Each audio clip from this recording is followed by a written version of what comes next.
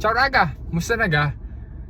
Last July 1, 2026 ay nandoon kami sa may Duomo. So since kami ay naandoon na, nag-decide kami kasama ko si Mrs. Raga at saka yung bunso namin, nagpunta kami ng Jollibee Milan doon sa Piazza Diaz para na rin kumain at the same time dahil nga ng bago ulit silang bukas dahil di ka nagsara ng ilang buwan dahil nga nagpa-renovate. So pagpunta namin doon ay meron akong chinek na 8 kasi yung iba ay nagtatanong din sa atin dahil doon sa ginawa ko na reel tungkol sa pagbubukas ng Jollibee Milan sa Piazza Diaz. So 8 bagay ang aking chinek at ikaw na rin ang bahala Raga na mag-comment kung halimbawa ikaw ay nagpunta na, kung ikaw ay mag-agree o hindi.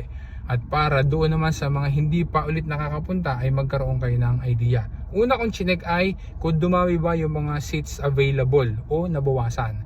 Sa tingin ko, although wala naman akong eksaktong available info para doon sa number of seats talaga na available ngayon at saka dati, sa tingin ko dahil lumuwag kasi ngayon yung store ay nabawasan ng mga seats available.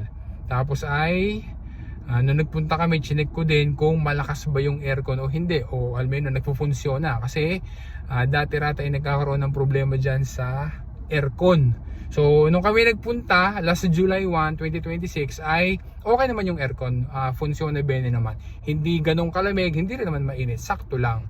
So comment ka lang Raga kung ikaw na nagpunta doon ay mainit ga o malamig o gumagana ga o hindi ang aircon.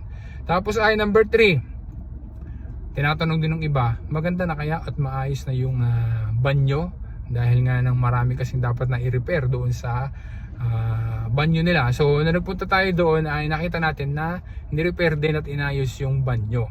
So okay, yung mga ibang gumagamit ay hindi nila iniiwanan ng maayos yung kanilang paggamit doon sa banyo. Pero ni-repair naman tsaka inayos naman nila. Number 4, meron bang CCTV? Kasi nga ay may mga cases na nagkakawala ng mga gamit doon, may mga pumapasok, di ba? So tiningnan ko, nung ako nagpunta ng July 1 ay walang nakalagay na CCTV.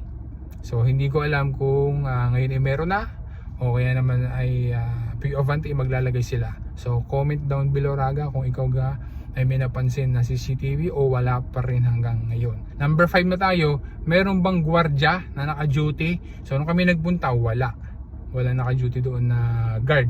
Ngayon ay meron sila sinasabi na pagka daw Biyernes o kaya naman ay pag weekend saka available at merong lang oras na nandoon yung guard. So kung nung kami nagpunta walang guard. So comment ka lang ulit Raga kung ikaw ay kumain sa Jollibee ay meron bang naka-duty doon na gwardiya kahit na weekend. Number 6, mabilis na ba ang pagretiro ng order during peak hours? Nung kami nagpunta doon ay oras ng tsena. So umorder kami and kahit na maraming umorder ay mabilis naman namin nakuha yung aming order. So hindi kami naghintay ng matagal. So mabilis yung aming pagkaka-order. Number 7, maayos na ba yung pagka-position ng mga kiosk? So nagpunta kami doon ay mas maayos na yung kiosk nila. Number 8 na, panghuli na. Maayos ba yung separation ng kanilang mga basura? So ito naman dati inayos na nila at ngayon ay nakita natin doon na maganda na rin yung sistema ng separation ng basura nila.